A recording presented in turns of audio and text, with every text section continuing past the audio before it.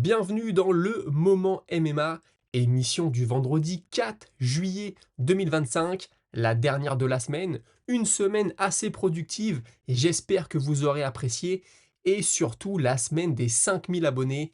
Merci à tous et j'espère qu'on va voir cette chaîne grossir au fur et à mesure des mois. Premier sujet et une excellente nouvelle puisque Thomas Spinal a déclaré qu'il avait une date et qu'il avait un adversaire. La nouvelle serait encore plus énorme si cet adversaire était Cyril Gane. Je sais que beaucoup d'entre vous pensent que la victoire pour le Français est impossible dans ce combat-là. Écoutez, moi je suis un éternel optimiste. Bien sûr, si je devais parier de l'argent, je la mettrais sur l'anglais, je la mettrais sur Aspinal, mais c'est les poids lourds, ça frappe très fort, tout peut aller très vite. Et aussi, ce qui pourrait me faire pencher vers le Français, c'est que lui a l'expérience des combats en 25 minutes, alors que Aspinal, pour l'instant, n'y a jamais été. C'est aussi un peu ce que dit Daniel Cormier. Si un combat devait avoir lieu tout de suite entre Jones et Aspinal, il donne l'avantage à Jones, justement parce que Jones a cette expérience des combats longs. Aspinal ne l'a pas encore. Par contre, dans quelques années, bien sûr, les choses pourraient être différentes. Et Tom Aspinal, qui compte être actif, très actif même, puisqu'il a parlé de 4 combats dans les 12 prochains mois, je suis ravi. Je trouve qu'on était en train de lui voler ses plus belles années et je suis très content que les choses changent pour lui. Maintenant, attention, ce que je veux, c'est que sur l'affiche de son prochain combat, il soit très clair que ce combat soit pour la ceinture incontestée. C'est la seule chose que je demande. Arman Tsarukyan maintenant, vous le savez, au mois de janvier, il se retire en dernière minute de son combat de championnat face à Islam Makhachev. Il est officiellement blessé au dos, j'en ai parlé dans une de mes vidéos. À droite à gauche, on entend dire que c'est peut-être le poids qui a posé problème. Dana White l'a souligné suite à l'UFC 317. Tsarukyan n'a pas été capable de faire le poids au mois de janvier. Ça m'a mis la puce à l'oreille. Je vous en ai parlé. Est-ce qu'on a un changement dans la version officielle? Entre-temps, j'ai un message de l'un d'entre vous, Holo, qui me dit en fait, pour Tsarukyan, c'est des douleurs au rein qui peuvent se ressentir dans le dos liées au cutting qui l'ont empêché de continuer à perdre le poids. Si j'ai bien compris, eh ben écoute, Tsarukyan en a remis une couche aujourd'hui. Pourquoi personne n'essaye d'interviewer les docteurs et demander ce qui s'est passé avec moi? J'ai un problème avec mon nerf sciatique, donc mon dos était coincé à cause de ça. Et quand j'ai commencé la perte de poids, le bas de mon dos est devenu extrêmement faible. Il faut être fou pour louper une pesée quand ça fait 6 mois que tu es en camp d'entraînement. Donc il y avait un problème au dos et la perte de poids l'a accentué. C'est ce que je comprends, ce n'est pas vraiment une pesée loupée. Maintenant on peut jouer sur les mots. Comme je pense que Dana White n'a pas forcément de Tsarukyan à la bonne, il va peut-être prendre l'angle, tu as loupé ta perte de poids. Et lui, comme il veut montrer qu'il est un combattant sérieux, il va dire bah non, c'est un problème de dos, malheureusement ça s'est intensifié que la perte de poids. Vous avez compris, on tourne en rond dans cette affaire. Mais Tsarukyan s'est fait appeler par Dan Hooker. Arman Tsarukyan veut m'affronter et il est le contender numéro 1. Personne ne l'aime. Donc j'aimerais juste l'affronter et lui casser les dents. Je suis prêt à y aller pour le mois d'octobre. Très intéressant de la part de Hooker qu'on n'a pas vu depuis le mois d'août, qui revient de blessure, il voit qu'il se passe des choses dans le top de la catégorie. S'il pouvait revenir avec un petit narratif qui permettrait de bien vendre le combat, en plus face au prétendant numéro 1, il a sa chance à jouer. J'ai Tsarukyan ultra favori dans ce combat-là. On peut me dire, écoute, Hooker, il est connu pour être un striker, il vient de battre Gamrot, excellent grappleur. C'était très serré, il a battu Gamrot à la split décision. Moi, j'avais plutôt Gamrot, je pense que Gamrot peut se les mordre parce qu'il a fait des erreurs dans ce combat-là, d'après moi. Maintenant, tout reste possible. Et puis, ça, Hooker qui a aussi dit hein, qu'il aimerait aussi, pourquoi pas, combattre en novembre. Donc, il dit, je suis prêt en octobre, mais c'est mieux en novembre. Pourquoi novembre? Madison Square Garden à New York. Et Pierre Tsarukyan qui a révélé que depuis son rendez-vous manqué du mois de janvier pour la ceinture, on lui a proposé 2 combats. Le premier contre Justin Gaethje en short notice pour l'UFC 313, justement pour remplacer Dan Hooker. Il avait accepté, on en avait parlé à l'époque, mais lui voulait un catchweight. L'UFC ne voulait pas de catchweight, il voulait un combat en poids léger. Et on lui a aussi offert un main event à Abu Dhabi contre Mateusz Gamrot. Mais il a refusé parce qu'ils s'entraînent tous les deux à l'American Top Team, une sorte de loyauté. Ils se sont déjà affrontés en plus Gamrot et lui. Gamrot l'avait battu, combat très serré, combat de très haut niveau. On avait vu du sol vraiment d'un niveau de dingue. Je vous invite tous à aller voir ce combat-là. le gros dossier du jour, Dustin Poirier, son combat de retraite arrive. Ça aura lieu dans une quinzaine de jours maintenant, hein, si je dis pas de bêtises, face à une autre légende, Max Holloway. Il est revenu Poirier sur toute sa carrière, très intéressant. Rapidement, ses débuts dans les arts martiaux. Il commence par la lutte à 9 ans, il en fait pendant 2 ans, puis il arrête, et il se met à la boxe à 17 ans. Euh, Important de noter qu'il vient de Louisiane et il explique qu'en Louisiane, la lutte n'est pas du tout développée, hein. Même la lutte universitaire, c'est pas vraiment ça. Tout le monde n'a Dieu que pour le baseball, mais surtout pour le football. À 17 ans, donc, il se met à la boxe. Il ne connaissait même pas l'existence de salles de MMA dans sa ville. Petit à petit, de fil en aiguille, il va s'y mettre. C'est le moment où l'UFC est en train d'exploser aux États-Unis. Il va donc foncer et suivre la vague MMA. Son premier combat au WEC, c'est une défaite contre Danny Castillo. Il le dit, ça a été un moment très dur dans ma carrière. Je ne m'étais jamais fait lutter comme ça. On n'a pas ce niveau de lutte en Louisiane. C'était la totale découverte. Donc j'ai dû connecter avec d'autres coachs, des coachs d'autres États, aller chez eux, les faire venir chez moi. Et de fil en aiguille, d'un commun accord avec mes entraîneurs de l'époque, il a été décidé que je devais changer de salle parce que moi j'étais un combattant à temps plein, je voulais affronter et battre les meilleurs, alors que les autres gars de la salle faisaient ça seulement comme un hobby, comme un passe-temps. Et j'avais besoin vraiment de quelque chose d'autre. Il fera 2 combats au WEC, une défaite, une victoire. Ensuite, il arrive à l'UFC sur un pay-per-view. Alors là, je veux pas dire de bêtises, je crois que c'était l'UFC 125. Désolé si je me trompe d'un ou deux événements, mais pour vous dire à quel point ça date. Et là, c'est une très grosse opportunité qui lui est donnée, puisqu'à l'époque, il n'y a pas de classement. Mais il le dit, le gars que j'affronte, c'est un contender numéro 1 et je réussis mes débuts. Forcément, j'étais ravi. Les meilleurs moments de sa carrière. Maintenant, la victoire contre Conor McGregor, la première. Pourquoi? Déjà parce qu'il avait connu la défaite face à l'Irlandais plusieurs années auparavant. Conor McGregor est quelqu'un qui parle beaucoup, ça fait forcément plaisir de le faire taire. Et aussi, il est très honnête, ça m'a donné des opportunités de dingue pour le business. Tout le monde voulait me parler, tout le monde me voulait sur son plateau télé, en interview, partout. Ça a totalement changé ma vie. Et puis, il y a aussi eu son premier combat contre Max Holloway. À l'époque, Holloway prenait le combat en short notice. Il était assez inconnu, il était très jeune. Il n'y avait pas vraiment de vidéo à étudier de l'hawaïen.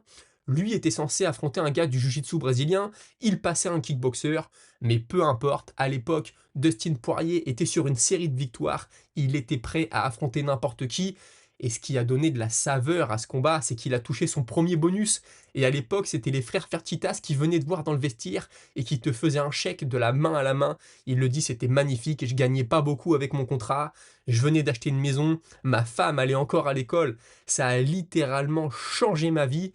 Il avait battu Max Holloway sur une soumission qui avait beaucoup fait parler, qui avait bluffé le monde. Il a encore une fois été très honnête, c'est pas vraiment ce qu'il voulait faire. Holloway a réagi, lui a fait une erreur, paf, il s'est retrouvé dans cette position-là. Il a réussi à le soumettre, mais son jiu-jitsu brésilien, à Dustin Poirier, a souvent été sous-estimé et pourtant il l'assure. Je m'entraîne en JJB depuis le début. J'ai fait énormément de tournois de JJB, donc j'ai de l'expérience. Mais c'est vrai que le fait que je ne mette pas forcément ça en avant dans mes combats et que j'ai déjà été soumis, les gens me voient plutôt comme un striker. Ce dernier combat, justement, il sera face à Max Holloway. Pourquoi lui? Parce que c'est une légende et que d'après Dustin Poirier, il est à son prime. Oui, il a perdu contre Topuria, mais regardez ce qu'il a fait à Justin Gaethje juste avant. C'est un combat contre une légende, c'est une trilogie, il y a une histoire, c'est le genre de choses que je veux dans ma carrière. Et ce combat, je veux que ce soit un Fight of the Night, je veux que ce soit un Fight of the Year, combat de l'année, me retirer là-dessus parce que oui, c'est le bon moment pour moi de prendre ma retraite. Je pense que je peux encore devenir champion, je pense que je suis à mon top actuellement, que je peux battre les meilleurs, mais soyons très honnêtes, pourquoi continuer si ce n'est pas pour être champion? Et j'ai déjà eu 3 fois ma chance, aller chercher une quatrième sera très difficile, sera sûrement très long, et j'ai envie de faire autre chose, j'ai envie d'avoir un deuxième enfant, j'ai envie de faire des choses en dehors de l'octogone. Je perds aussi beaucoup d'argent en arrêtant de combattre parce que c'est très lucratif pour moi, mais je respecte le sport et je ne veux pas combattre juste pour l'argent. Si je combats, c'est pour être champion et je pense actuellement avoir tout donné et le temps est venu de faire autre chose. Et avant de passer à un autre sujet, il a aussi évoqué ses blessures. Il a combattu de nombreuses fois blessé, notamment face à Bobby Green, il s'était cassé le pied, et face à Islam Makhachev, plus récemment, il a combattu avec 2 côtes cassées. Alors là, ça me bluffe, j'avoue, il aurait dit fêlé, OK, mais des côtes cassées, c'est un truc de fou. C'est Gamrot, à l'entraînement, qui lui a cassé la côte 1 ou 2 semaines avant sur une tentative de armbar. Il a fait un mouvement un peu hasardeux, les côtes ont cassé, sa femme voulait qu'il se retire, son coach voulait qu'il se retire. Lui a dit: «Il y a pas moyen, c'est impossible, c'est la chance de ma vie de devenir champion». Il nous sort à l'époque un combat de fou, faut être honnête, il se fait soumettre malheureusement, mais il a quand même montré de très belles choses. Et puis quand même, vous allez voir passer à droite à gauche qu'il a déclaré qu'une fois qu'il serait à la retraite, il prendrait des stéroïdes. Je vous le dis, sorti de son contexte, on peut se poser des questions. Il le dit, le sourire aux lèvres, hein. C'est la journaliste qui lui demande: qu'est-ce que ça te fait de cutter le poids pour la dernière fois? Lui répond: je peux t'assurer que plus jamais de ma vie je ne vais peser 155 pounds.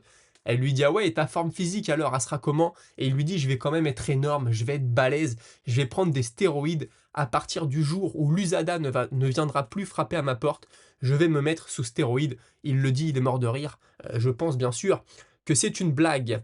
On va parler maintenant de Mauricio Ruffi, hein. Il nous a teasé, il nous a fait une bande-annonce. Une grosse nouvelle arrive bientôt, vous allez être comme des fous. Jinko d'Autriche me disait, concernant Ruffi, je le verrais bien affronter Joël Alvarez, qui monte en welter, mais en fait non.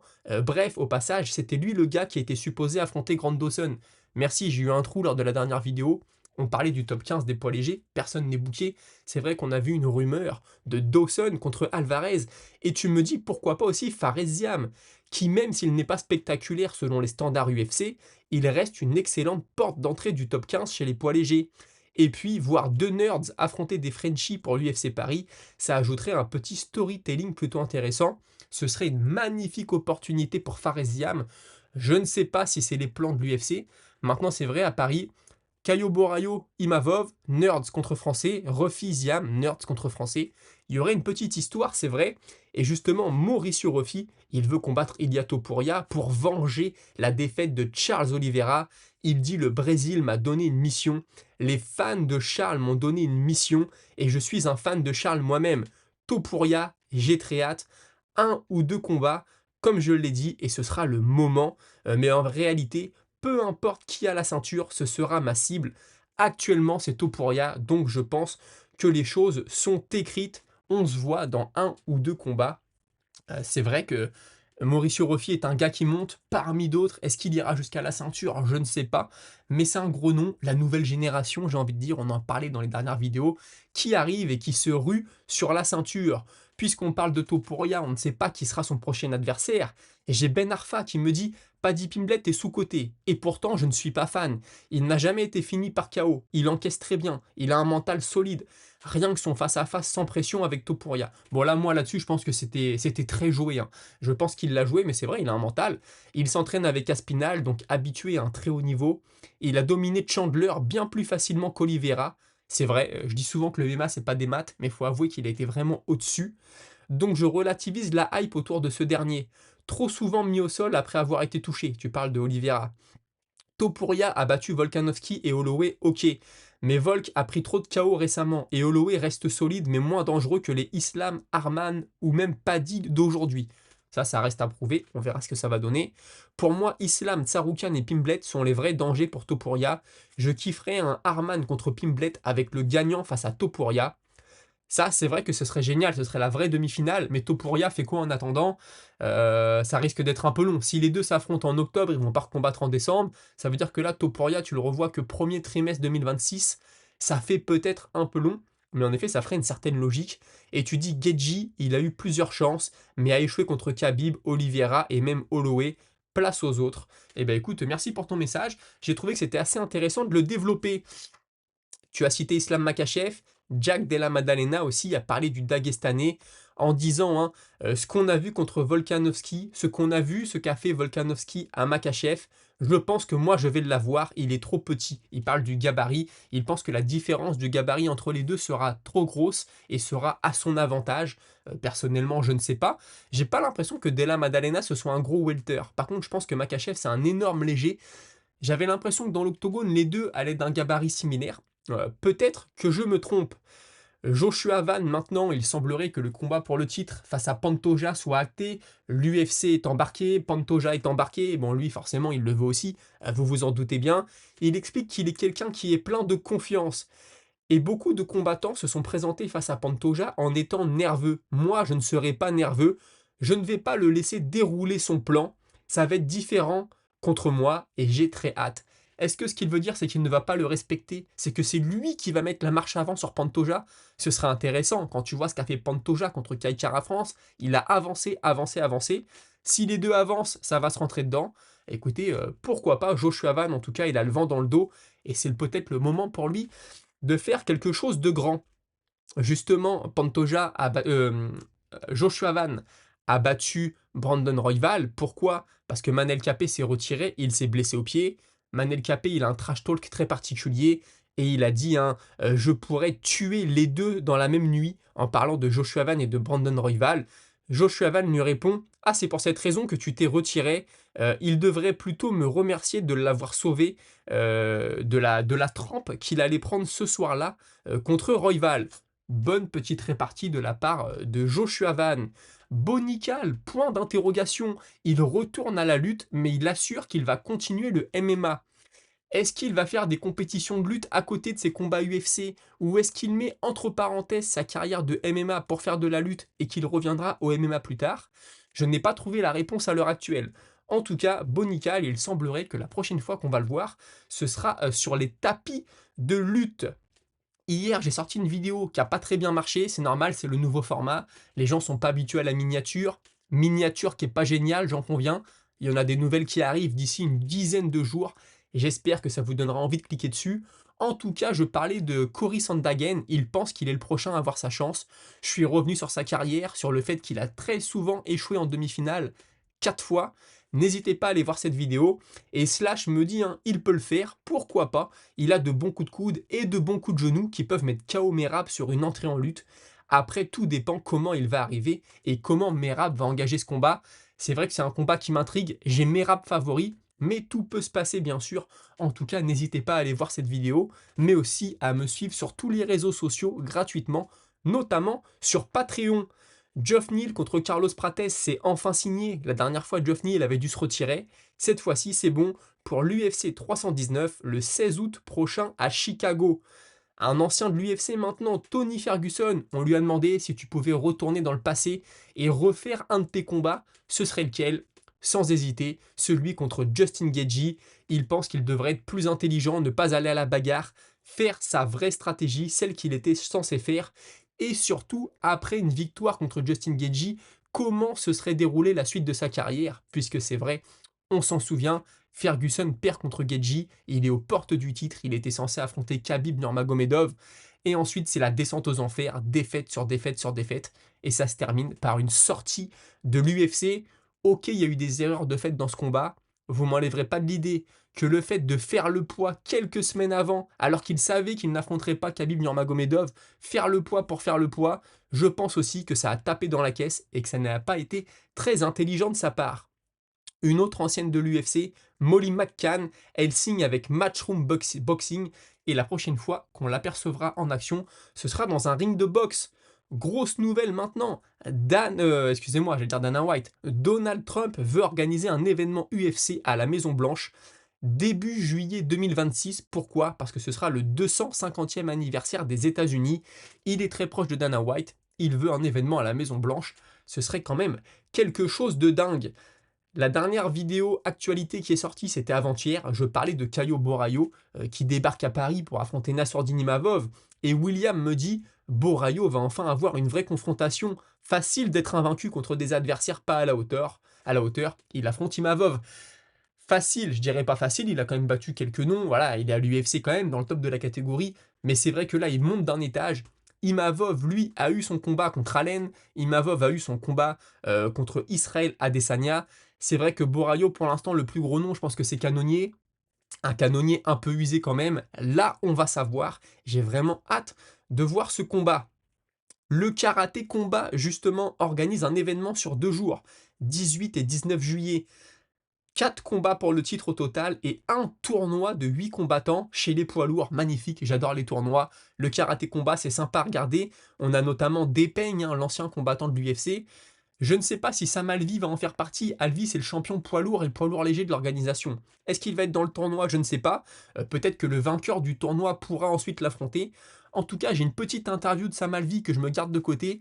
Assez intéressant. Il revient sur sa carrière à l'UFC, sur sa transition au karaté combat, comment construire une carrière, etc. On en parlera dans une prochaine vidéo.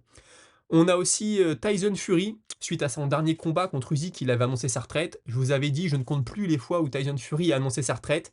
Eh bien, changement de situation, il veut revenir le 18 avril en Angleterre, à Wembley, contre Usyk pour le 3e combat. Je suis pas un grand fan de boxe anglaise, je crois qu'il perd 2-0 dans cette trilogie. Rico Verhoeven veut affronter Ngannou. On le sait, ça fait un moment que ça dure, cette rumeur qui traîne. Et il ne veut pas seulement l'affronter une fois, il veut l'affronter 3 fois. Une fois en kickboxing, une fois en boxe et une fois en MMA. Ok, pourquoi pas. Alors il dit que le Glory est intéressé pour le kickboxing, que le PFL semblerait plutôt enclin à organiser pour le MMA et que l'Arabie Saoudite est partante pour la boxe anglaise. Ok, d'accord, moi c'est un combat que je veux voir. C'est vrai que Verhoeven, ça tourne en rond, il survole le kickboxing depuis des années. J'ai même l'impression parfois qu'il mériterait peut-être un niveau d'adversité plus haut, ou alors peut-être qu'il survole beaucoup trop, hein. Aussi ça, Ngannou, on ne sait pas quelle est la suite. Maintenant, vu comment ça tape fort, 3 combats, s'il y a déjà 2 KO dans les 2 premiers combats, je sais pas comment ils vont arriver au 3e. Imaginez que le premier se fasse en boxe, que Ngannou mette un KO de dingue à Verhoeven, est-ce qu'il reviendrait pareil pour le kickboxing quelques mois après, ou le contraire? Je ne sais pas, mais en tout cas, écoutez, pourquoi pas, ce serait quelque chose d'original. On ne sait pas trop quel est le futur de l'un ou de l'autre. Donc après tout, je pense que dans tous les cas, ça ferait parler. Et puis on termine avec Monsieur Ventriloque, petite blague, hein, vous savez, Topuria nous disait que quand il a mis KO Oliveira, il a regardé Tsarukyan dans le public et que Tsarukyan était décomposé et qu'il était très heureux de ne pas être à la place d'Oliveira dans la cage ce soir-là. Monsieur Ventriloque me dit, oui, enfin Topuria a tiré exactement la même tronche quand il a vu Max mettre KO Dustin. Ils ont pas peur. Que ça soit lui ou Tsarukyan, il essaie juste de faire la poker face. Franchement, je l'aime bien Topuria, mais faut pas qu'il se foute de nous non plus. On pourrait même penser que Topuria esquive Arman et lorsqu'il call Paddy Pimblett aussi rapidement. J'espère qu'on verra Tsarukyan contre Topuria. Je vois encore Tsarukyan en futur champion. Moi aussi, ce que je veux voir, c'est Tsarukyan, Topuria, si on n'a pas le combat contre Makachev, bien sûr.